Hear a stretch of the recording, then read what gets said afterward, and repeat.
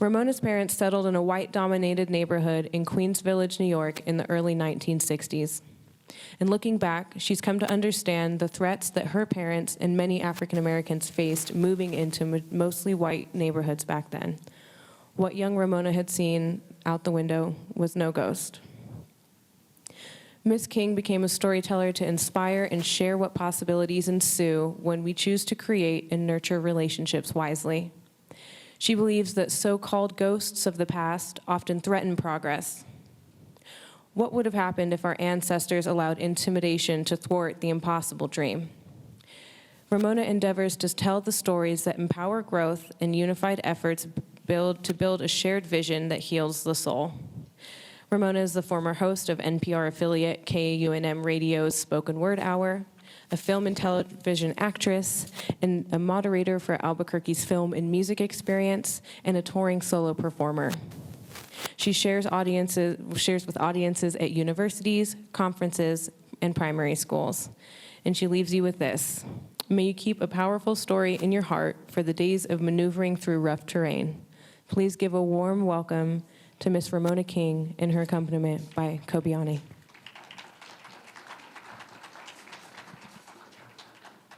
Could you fill one of them with water and bring it back? Okay. Can you hear me? Oh, greetings. How are all of you doing today? Great, great. I'm so glad to hear that. Hello, hello, hello. Peace. So, we have come in our bodies to serve in a way that allows us to be compensated as business people. You're here to serve. And whether you know it or not, and whether you would appreciate it or not, what you do is almost spiritual. I'm not going to get deep on you, I promise. But what you do is almost spiritual because you see, you're going to come against negative forces that would stop your business. You're going to come in relationship with forces that will uplift your business. It's time for you to get into your body and remember why you're doing what you're doing. What's the whole point? I mean, really, what's the whole point of decorating someone else's home? What's the whole point of serving in a restaurant? What's the whole point of making sure people have toiletries and those facilities? What was the point of doing this in the first place unless you know why you're doing it? You're going to come against some forces that will destroy everything that you have. And then where is the legacy? I'm going to ask you all to stand up for your why right now. Stand up for your why right now. Know what your why is right now. Be in your body. You know, guys, actually, this is a trick to get your digestion going here. Hello. Let's get our bodies moving here. Kobiana, could you give us a rhythm? Come on. Move those arms.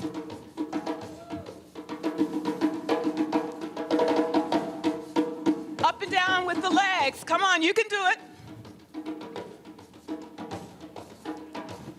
Move those arms.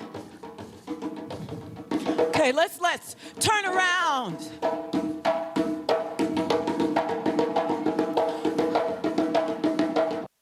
Up. Down. Up. Down. Side. Side. Up. Down. Side. Side. Up. Down. Turn turn around. This is for everything that you do, everything that you say. This is for the service that you give in your businesses. Be in your body. And remember your why. Remember your why. You can be seated. I hope you got the blood flowing, people. You think they got the blood flowing, Kelbiana? Yes. Wonderful. So, I'm coming to you to share with you a story or information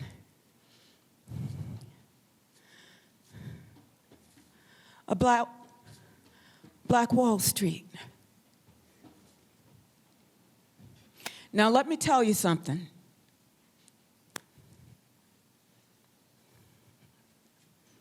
I've got my papers here. I've got cards here so I can remember to give you the facts.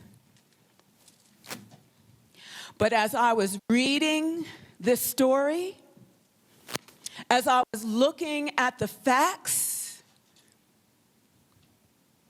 I had to get up from my place and cry deeply. I mean, I was shaking when I saw the details of this story.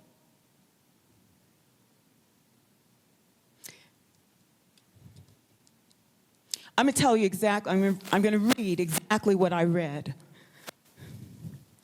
This woman is 107 years old. She was a child, 100 years. And we're talking about more than 100 years. In 2021, it was 100 years since the Tulsa massacre of Black Wall Street. Now, I'm going to say this to you before I start. What I share with you is not about us getting angry and launching an insurrection of some sort, okay? I'm sharing this with you because, you see, this story is about having a dream, and then the dream seemingly is destroyed. Hold up. Listen to this. On May 31st of 1921, I went to bed in my family's home in Greenwood. I was 7 years old. The neighborhood I fell asleep in that night was rich, not just in terms of wealth, but in culture and heritage. My family had a beautiful home. We had great neighbors. I had friends to play with. I felt safe. A child needs to feel safe. I had everything a child could need. I had, listen, as a 7-year-old child, she felt she had a bright future. Within a few hours of bedtime, this woman's name is Viola Fletcher. Say her name. Within a few hours, Fletcher said, all of that was gone. The night of the massacre, I was awakened by my family. My parents and 5 siblings were there. I was told we had to leave, and that was it. I will never forget the violence of the white mob when we left our home, she said.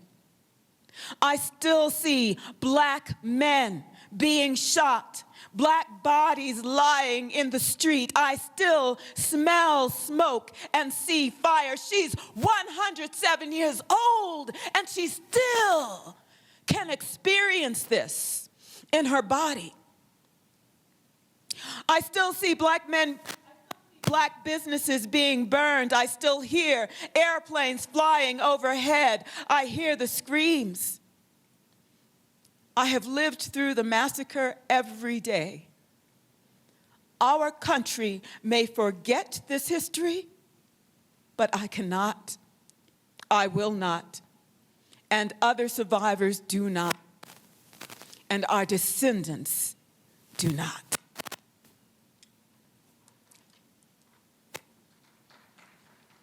Yes, yes, yes, yes, yes, yes. I ask this question when you're about to start a business and you don't believe that it can work, but something inside you says, I've got to do this. In the midst of all this, I was thinking about Langston Hughes. Oh, we had the Langston Hughes project, wasn't that? Yeah. I hope some of you went to see that. But I thought about Langston Hughes and the dream deferred and dreams. What would happen if you gave up? No, really. What would happen if the people who had a dream about Black Wall Street gave up?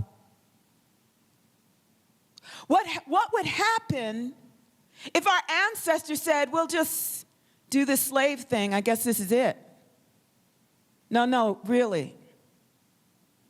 It's dangerous to go out and say, I'm going to do this. You're taking risks when you say, I'm going to invest myself, my life, my money into this. And you know what? To be a powerful entrepreneur, to be a powerful person in this game, you've got to be effing unreasonable. You've got to be unreasonable, because when everything says that it ain't gonna work, you've got to say, it is. Even if you're gonna be yes, it is. Even if you're the one who's alone walking through this, because there's something powerful inside you that says, I must do this. There's a dream here. But what happens when you let it go? We sit. Some of us just sit. I'll do the grant later. I don't know, maybe tomorrow, maybe next year. Then the decade goes by. What happens to the dream deferred? Huh? Does it dry up like a raisin in the sun? Or fester like a sore and then run? Does it stink? Does it stink like rotten meat? Or crust over and sugar over like a syrupy sweet? Maybe it just sags like a heavy load. Or does it explode?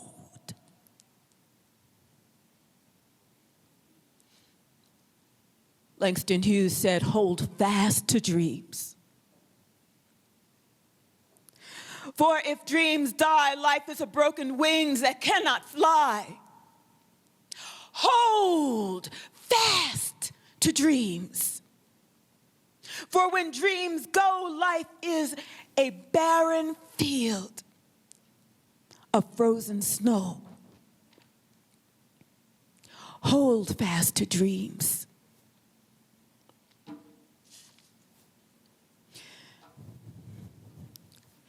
As I share with you, I want you to think about while you're doing this.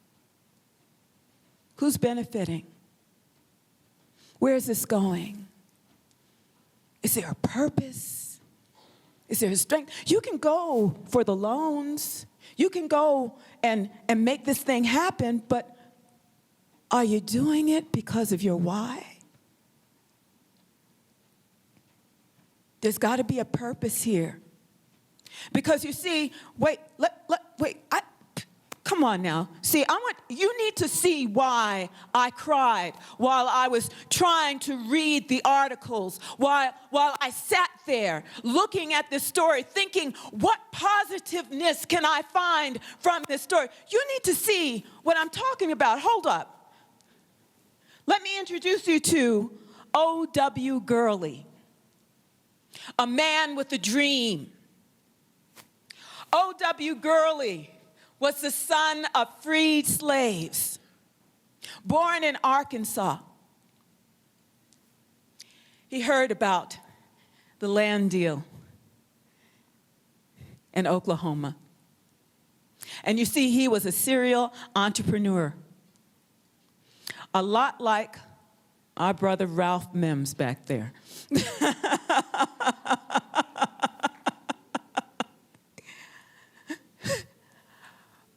He was a serial entrepreneur.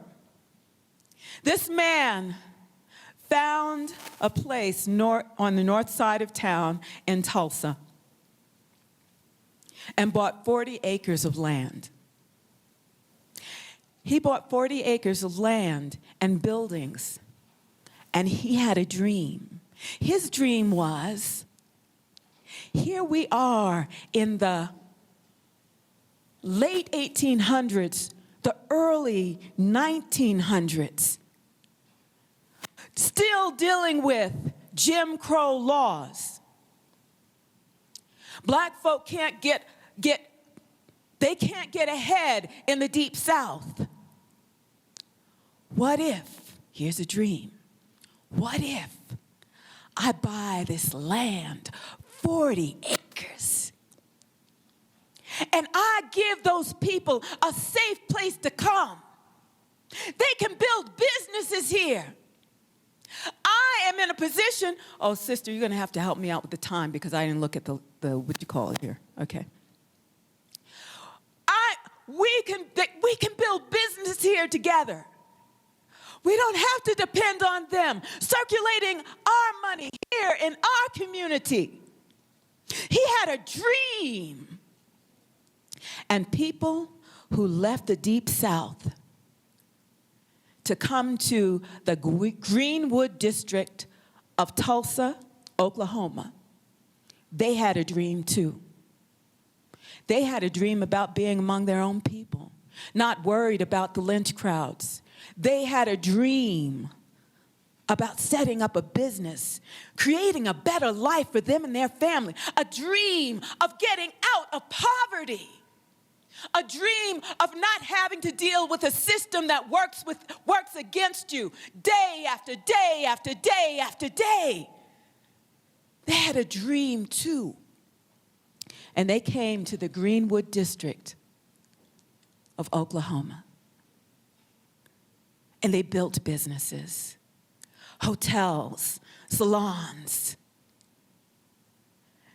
taxi cab services. You know, they couldn't ride the taxi because it was only for white folk in Tulsa.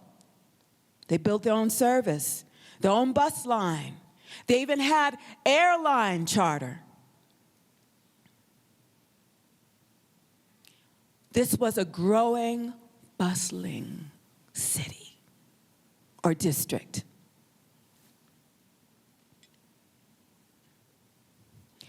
I'll try not to get into all of this. Simon Berry, a pilot, his response to Tulsa's white-only taxi service was to start a taxi service himself with his own Model T vehicle. His taxi service grew into a bus line and a charter plane service. Mabel Little came out to Tulsa to the Greenwood district with only $1.25 to her name. In 1913, that's when she came. In 1917, she built her own hairdressing business. It grew. It was beautiful. A.J. Smitherman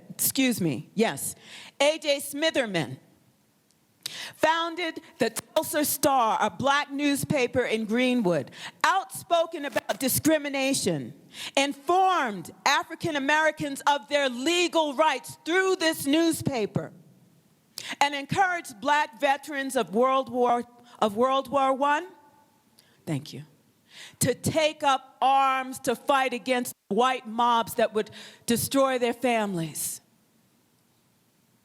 He encouraged these people to protect their homes, because just outside of paradise was hell.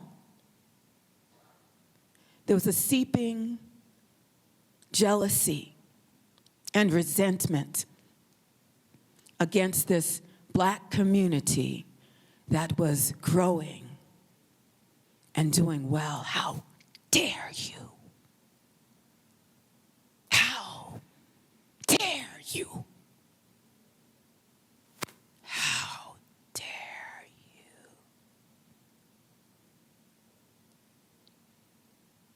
You know, when I'm telling you these stories, this isn't about us just looking at the past and it's like, wow, that really happened. Oh my God, that's awesome. No, this is about today.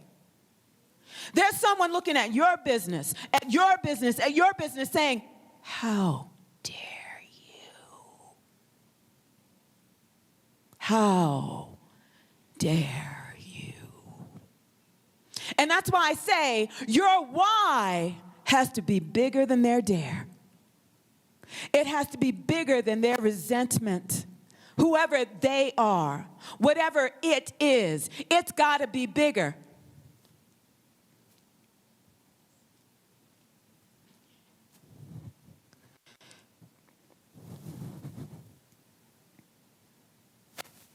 I was in an elevator, 1921. Little white girl, I guess 17 years old, is operating the elevator. Little black youth, 19 years old, black male, walks into the elevator, accidentally steps on this woman's foot. She screams. He runs, because this is 1921. And sure enough, he was accused of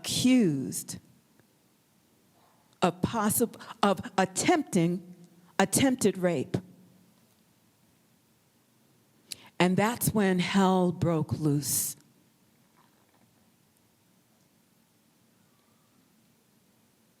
It wasn't that this incident happened, it was an excuse. It was an excuse to tear down a whole community. I'm only here with you for a short time, so I'm not going to get into detail. But the tragedy of this story is whole neighborhoods were burnt down. People shot down right there in the midst of their homes. Airplanes flying. We're talking about private airplanes flying over the neighborhood. Could you imagine? Shooting down at people. Sheriff, the police, even the Guard, the National Guard, was involved with the destruction of this town, this district. And it was smoldering to ashes. The power in this story is this. When that happened, this community wasn't called Black Wall Street. It was simply a community, a black community, a little Africa that was growing and prospering. This happened in 1921. 9,000, and they say the number's bigger, 10,000 people went homeless as a result of this massacre. But in 1922, this community started rebuilding, and they didn't get any help from the city. They had to depend on one another. They rebuilt this community, and it was then it was called Black Wall Street. They rose from the ashes, and they did something that we need to remember. What are you going to do, or what would you do if you lost it all? Are you just going to lie down and die? Let this be the dream deferred? Or are you going to rise up like the people of the Greenwood District in Tulsa? They say over 300 black men and women died in that massacre. And we don't know many of their names, many of them thrown in mass graves. These were people who had a dream.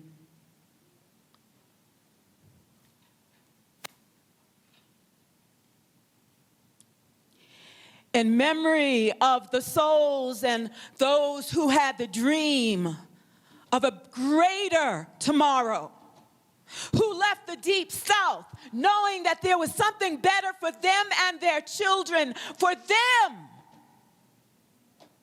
I pour this water of life in their memory. Keep them in your memory and in your heart too.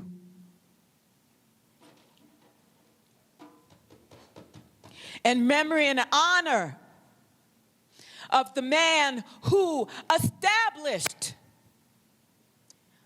the Greenwood District that was later called Black Wall Street, Mr. Gurley. We honor and recognize him. He had a dream, and he didn't let it die. Ashe. That's all right. We're all right. Yeah. And to the women who stood by and nourished, loved, and helped to rebuild, and built their businesses too, and said, don't let go of this dream. Can you hear? Don't let go of this dream, baby. Don't let go of this dream, baby. Don't let go of this dream. To her, we say, thank you, and ashe.